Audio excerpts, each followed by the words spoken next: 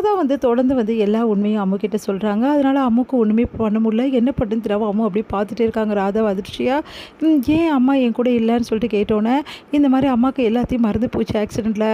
அதனால தான் உன் கூட அம்மா இல்லை. இப்போ கூட உன்னை யாருன்னு ஞாபகம் இல்லை, உன் அப்பாவையும் ஞாபகம் இல்லை காவேரிக்கு. அதனால தான் வந்து அவங்க உன்னை விட்டு பிரிஞ்சிருக்காங்கன்னு சொல்லிட்டு எல்லா உண்மையும் வந்து சொல்லிகிட்ருக்காங்க. அதெல்லாம் கேட்டு அம்முக்கும் அந்த சின்ன வயசில் யோசனை பண்ணிகிட்டே இருக்காங்க. உடனே வந்து விஜய் வராரு. விஜய் வந்தோடனே இந்த மாதிரி நடந்த விஷயத்தை எல்லாத்தையும் பற்றி அம்முக்கு வந்து கேட்குறாங்க. ஏன் இவ்வளோ நாளாக வந்து என்கிட்ட சொல்லலைப்பா அப்படின்னு சொல்லிட்டு கேட்குறாங்க. அதுக்கு காரணம் வந்து உன் அம்மா தான்டா. உன் அம்மா வந்து உயிரோடு இருக்கிறதே எனக்கு தெரியாது. இவ்வளோ நாள் கழிச்சு எனக்கு இப்போ தான் தெரியும். தெரிஞ்சோன்னு தான் அம்மா பார்க்க நம்ம போனோம். ஆனால் அம்மா வந்து இந்த மாதிரி நம்ம எல்லாரையும் மறந்துட்டாங்கடா. அதனால் நீ அம்மா விட்டு ஒதுங்கி தான் இருக்கணும். அம்மாவுக்கு நீ பழசெல்லாம் ஞாபகப்படுத்தணும்னு நினச்சின்னா அம்மாவுக்கு ரொம்ப உடம்பு சரியில்லாமல் ஆகிடும். உனக்கு அம்மா வேணுமா வேணாமான்னு சொல்லிட்டு கேட்டோன்னே என்ன பண்ணுறதுன்னு தெரியாமல் குழந்தை வந்து ஒத்துக்கிறாங்க அவர் சொல்கிறதுக்கெல்லாம். இங்கே வந்து என்ன பண்ணுறாங்க, காவேரி வந்து குழந்தைக்கு ரொம்ப உடம்பு சரியில்லாமல் இருந்தாலே என்ன ஆச்சு ஏதாச்சுன்னு சொல்லிட்டு வீட்டுக்கு பார்க்க வராங்க. இங்கே பார்த்த உடனே வந்து அப்படியே வந்து அப்படியே காவேரியை பார்த்துட்டு அழறாங்க கட்டிக்கிட்டாமோ. அதை பார்த்துட்டு காவேரிக்கு ஒன்றும் புரியல. அப்படியே அம்மாவும் வந்து காவேரியே பார்த்துட்ருக்காங்க. என் அம்மா எனக்கு கிடச்சிட்டாங்க, என் அம்மா எனக்கு கிடச்சிட்டாங்கன்னு சொல்லிட்டு குழந்தை வந்து அப்படியே பார்த்துட்டே இருக்கா. ஒன்றும் புரியாத காவேரி வந்து எதனால் வந்து குழந்தை வந்து இப்படி பண்ணுறா அப்படின்னு சொல்லிட்டு யோசனை பண்ணிகிட்டே வந்து விஜய்கிட்ட வந்து குழந்தை ஏன் இப்படி இருக்கா, எதனால் ஒரு மாதிரி இருக்கா அப்படின்னு சொல்லிட்டு கேட்குறாங்க. அதுக்கு விஜய் வந்து இல்லை அவளுக்கு கொஞ்சம் உடம்பு சரியில்லை அதனால தான் அப்படி இருக்கா அப்படின்னு சொல்லிட்டு சொல்கிறாரு. ஏன் மிஸ் நீங்கள் இங்கே வந்தீங்க அப்படின்னோடனே, ஏன் சார் நான் வரக்கூடாதா, நீங்கள் சொல்லியிருந்தீங்க வீட்டுக்கு வரக்கூடாதுனால எனக்கு மனசு கேட்கல சார், அதனால தான் வந்தேன், தப்பாக நினச்சிக்காதீங்க அப்படின்னோடனே அப்படியே பார்த்துருக்காரு. அடுத்து வந்து இங்கே வந்து அம்மு சொல்கிறாங்க, மிஸ் இன்றைக்கி என் கூடவே இருப்பீங்களா மிஸ், ப்ளீஸ் மிஸ் அப்படின்றாங்க.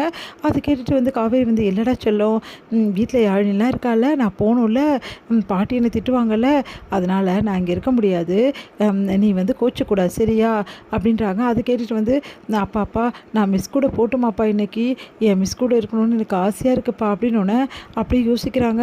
ப்ளீஸ்ப்பா அப்படின்னோடனே, என்ன இது இவ எப்படி அடம் பிடிக்கிறா அப்படின்னு சொல்லிட்டு அவள் அம்மா கூட இருக்கணும்னு நினைக்கிறா போல் இருக்கு அப்படின்னு சொல்லிட்டு ராதா வந்து யோசிச்சுட்ருக்காங்க. உடனே வந்து என்ன விஜய் அவள் வேணா வந்து அப்படின்னோடனே, நீங்கள் அமைதியாக இருங்க சித்தின்னொன்னே, இங்கே பாரு வந்து அம்மு மிஸ்ஸை டிஸ்டர்ப் பண்ணக்கூடாது, அவங்களுக்கு நிறைய வேலை இருக்கும்ல, ஏதோ நீ உடம்பு சரியில்லைன்னு சொல்லிட்டு தான் பார்க்க வந்திருக்காங்க, அதனால் அவங்க கூட போகணும்னு சொல்லிட்டு அடம் பிடிக்கிறதுலாம் ரொம்ப பெரிய தப்பு. நாளைக்கு மிஸ் ஸ்கூலில் நீ பார்க்க தானே போகிற, இப்படி பண்ணுறது தப்பு இல்லையா அப்படின்னோடனே அப்படியே அமைதியாகிடுறாங்க. இங்கே பாருங்கள் குழந்தைகிட்ட இவ்வளோ கண்டிஷனாக வந்து நடந்துக்காதீங்க ப்ளீஸ் சார், நான் பேசுகிறேன் அம்மு, நாளைக்கு காலையில் நீ ஸ்கூலுக்கு வரும்போது நம்ம பேசிக்கலாம் சரியா, இப்போ அப்பா கிட்ட அடம் பிடிக்கக்கூடாது, நல்ல சமத்தாக இருக்கணும்னு. சரிங்க மிஸ் அப்படின்னோடனே, மிஸ் ஒரு நிமிஷம்னோடனே என்னடா அப்படின்னோடனே உன்னை வந்து மறுபடியும் கட்டிக்கிறாங்க. அம்மு ஏன் அம்மு வித்தியாசமாக நடந்துக்கிறா, இவ்வளோ ஏன் ஒரு மாதிரி ஏக்கமாக இருக்கா, ஒன்றும் புரியலையே அப்படின்னு சொல்லிட்டு அங்கேருந்து குழப்பத்தோடு கிளம்புறாங்க காவேரி. இங்கே காவேரி போனோன்னே வந்து அம்முக்கிட்ட வந்து பேசி புரிய வைக்கணும், அம்மு ஏதாவது சொல்லிட்டாங்கன்னா பெரிய பிரச்சனை ஆகிடும் அப்படின்னு சொல்லிட்டு யோசிக்கிறார் விஜய். விஜய் வந்து அம்முக்கிட்ட, இங்கே பாரு அம்மு நீ இப்படிலாம் இருக்கக்கூடாது, உன்னோட அம்மா தான் காவேரி, ஆனால் அம்மா நல்லா இருக்கணும்னு நினைக்கிறல்ல, சொல்கிறதெல்லாம் கேட்பல அப்படின்னோடனே, இல்லைப்பா என்னால் தாங்கிக்க முடியலப்பா, என்னன்னாலும் நான் சின்ன குழந்தை தானே, அம்மா இல்லாமல் இவ்வளோ நாள் இருந்துட்டேன்ல, இப்போ அம்மா கிடச்சிட்டாங்கல்ல, ப்ளீஸ்ப்பா நான் அம்மா கூட கொஞ்ச நாள் இருக்கேனே அப்படின்னு சொல்லிட்டு சொன்னோன்னா அதிர்ச்சி அடைகிறார் விஜய்.